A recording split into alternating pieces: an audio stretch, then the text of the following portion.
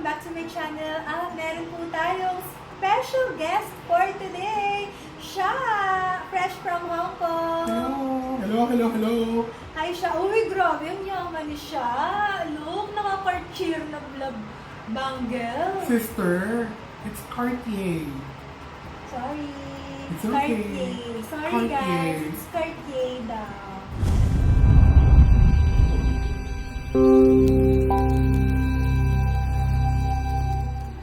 Ayan, ang aga ko naman nagkamali. Well, buti na lang at nandito si Sha para turuan tayo guys. So magkakaroon tayo ng isang mini tutorial kung paano nga ba i-pronounce ng tama itong mga luxury brands na palagi natin nakikita sa ating mga vlogs. Kasi ako, aminado ako ha, na hindi ko talaga alam i-pronounce correctly. Karamihan sa mga luxury brands na to, yung iba nito ko na lang natutunan nung binabash nyo ako. Yes! Bakit? Hindi naman ako pinanganak na social kasi.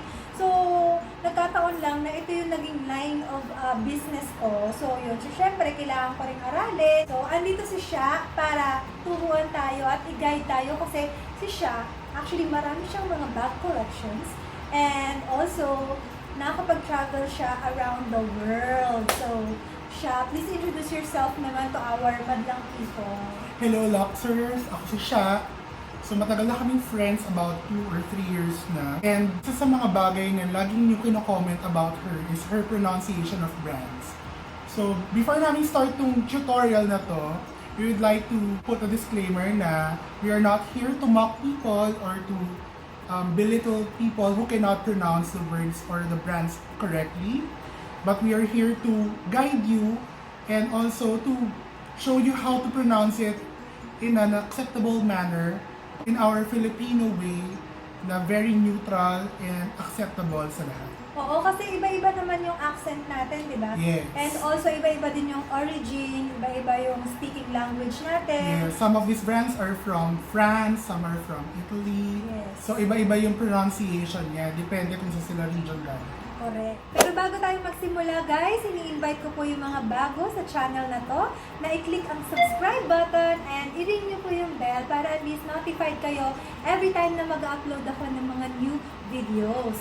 Yan. So, game! Excited na ako, guys. Excited na din ako. Excited na ako. Pero wait na, didistract ako dito sa bracelet mo. Ang ganda nito, oh. Yung katabi ng love bangle mo. Di ba nail bangle yan ng Cartier? Ang sabi nila, ang pronunciation daw niyan ay Juan Clu. Ano? Juan Clu. Jewan ko. Juan Clu. Ang hirap, guys. So, ito na pumunta na tayo sa mga bags. First, of course, yung pinakasikat na brand. The most popular one. So, sino ba ang hindi nakakakilala sa brand na to, diba? But, usually siya, yung iba namin mispronounced siya as Louis Vuitton. So, paano ba yung tama? Okay, so kung French yung way ng pagkaka-pronounce, they would say Louis Vuitton. Louis Vuitton. Pero for neutral Filipino accent or Americanized accent, you'd say Louis Vuitton. Louis Vuitton. Yes, Louis Vuitton. Acceptable na yun. Louis Vuitton. Next, a very, very controversial brand in my vlog. Yes, kasi ilang beses po ako nagkamali talaga sa pag-pronounce nitong brand na to. Well, honestly, nung hindi pa ako nagbibenta, ang pag-pronounce ko talaga sa kanya is Givenchy. Correct. Literal na Givenchy talaga. Oo, aminado ako. Bakit ba? Eh, ganun yung basa ko eh. Okay, tapos, may mga naririnig ako na ganito daw naman yung tamang pag-pronounce, which is mali din naman pala. Mhm. So, ano ba talaga yung tama? Okay, kung French tayo, we would say Givenchy. Givenchy. Givenchy. Givenchy. So more on Givenchy. Okay, wait. Teka lang, natatawa ako. Givenchy. Givenchy. Sige na, ilalagay ko na lang yung sa ilalim yung By syllable. by syllables para masundan ng ating Givenchy. mga Luxers na nanonood. So that's for French. French. For Italian. Ay, hindi ko alam, hindi mo ako taga-Italy. So, okay na yun. Next brand, we have this. Oh, beautiful. A very, very beautiful bag. Yan. So, yung iba, akala nila channel ng TV.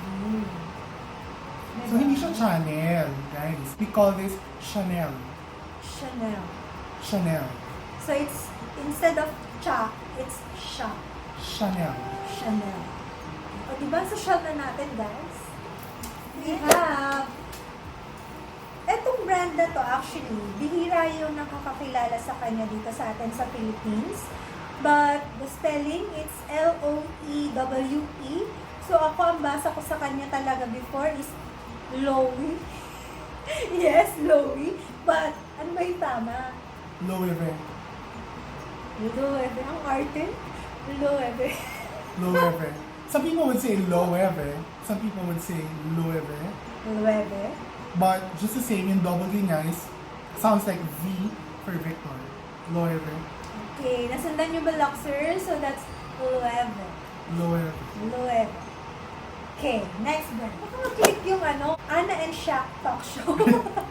Request nyo ha, para ano dumami exposure. Okay. So, next we have this, alam mo, Shaq, pagka nag-unboxing ako nitong bag na to, ang sinasabi ko na lang, FLP. Kasi ang Actually, hirap mahirap niya- talaga siya. Ang hirap Mahirap niyang na siyang bigkasin. bigkasin. Yes, ang hirap niyang bigkasin. So, ano ba yung, paano ba i-pronounce yung Faurele page? I think it's Fore Lepage. So, it's Faurele page. Fore Lepage. Diba? Faurele page. So sauce. Next brand, so we have this, ito isang sikat na brand din. Yes. Kaso, usually, yung ibang mga na-encounter ko, they pronounce it as Burberry. Okay. So, itong English brand na to, we call it Burberry. Burberry. So, medyo mabilis. Burberry. Galing. Next, of course, hindi mawawala. Siyempre, this very, very prestigious Beautiful. In Sakura brand. pink. Yes, na ang iba is Hermès. Some people would say Hermès. Yung iba naman Hermes. Pero ang acceptable way of saying it is Hermès. Hermès. So that's silent H, and then yung last is Z. Z. So Hermès. Hermès. Hermès. Or Hermès. So just the same, it's Hermès. Basta Hermès. Okay. So next brand, we have this very cute yellow bag. Ayan. So ito, di ba nag-switch sila? Dati it's, you can call it as YSL. YSL, diba? yes. Then biglang naging, ang name na is, ang hirap ng bigkasin. Yes. Kasi kailangan mo na i-pronounce ng buo. Mm-hmm. So that is This one is Yves Saint Laurent. E. Saint Saint Laurent. Laurent. So silent T yung dulo. Yung iba naman would say Yves Saint Laurent. Pero yung iba naman, Yves Saint Laurent. So parang Saint ka Laurent. nagsasabi ng letter E. Yves Saint Laurent. Kasi ako ang basa ko dati dyan, Ives. Saint Parang Ives. Saint Ives. Facial scrub. Ives Saint Laurent. Yves Saint Laurent. Next one. Uy, ang ganda naman itong Ang bag ganda na nito, to. oh. Diba? It's a jelly Perfect bag. for summer. Sicily. Yan, Sicily. From, anong brand? So, here. So, ito, ang usual na basa ng tao dito is Dolce and Gabbana.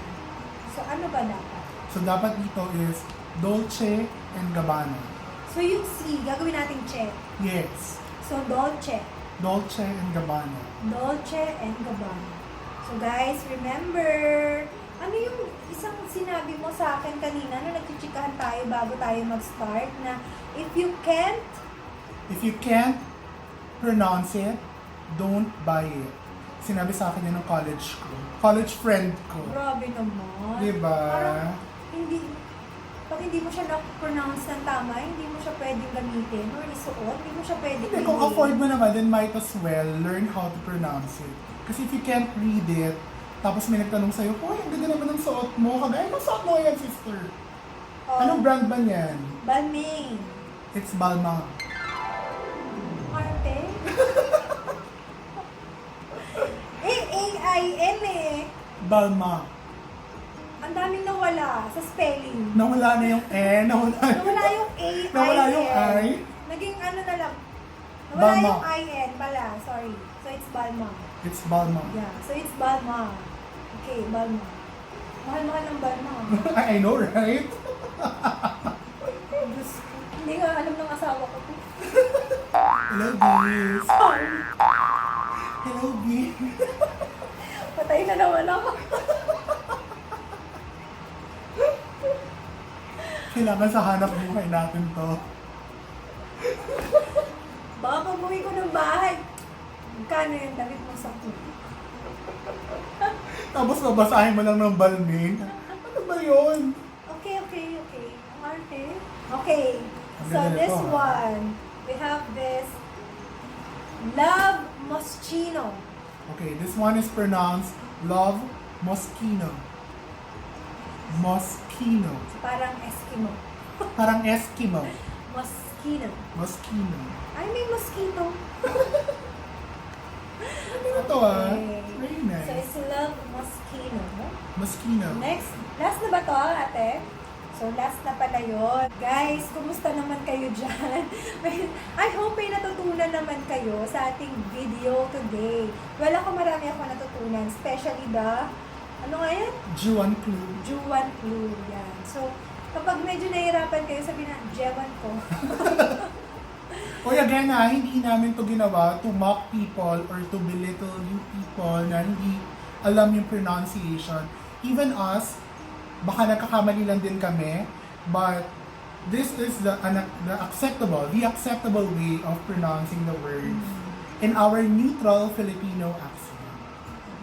Yan. So, thank you so much, Sha. You're welcome, Thank you so sister. much. I really learned a lot. And I hope na talagang may natutunan din ang ating mga Luxers. Yes. And guys, thank you so much for watching. Thank and you. magkita-kita po ulit tayo next time. If you have mga request na video na gusto nyo gawin namin, just comment down below and we will try our best na subukan. Actually, madami nga nagre-request kasi matagal na akong hindi nakagawa ng mga real versus fake videos. Alam mo, that's very informative. Dapat i-pursue mo yung kaso paggawa ng wala pa akong mahanap na fake bags. Actually, medyo magastos po siya. Kailangan natin bumili ng fake bags. Okay na guys, please like and share our video. Until next time guys, see you, bye! Bye!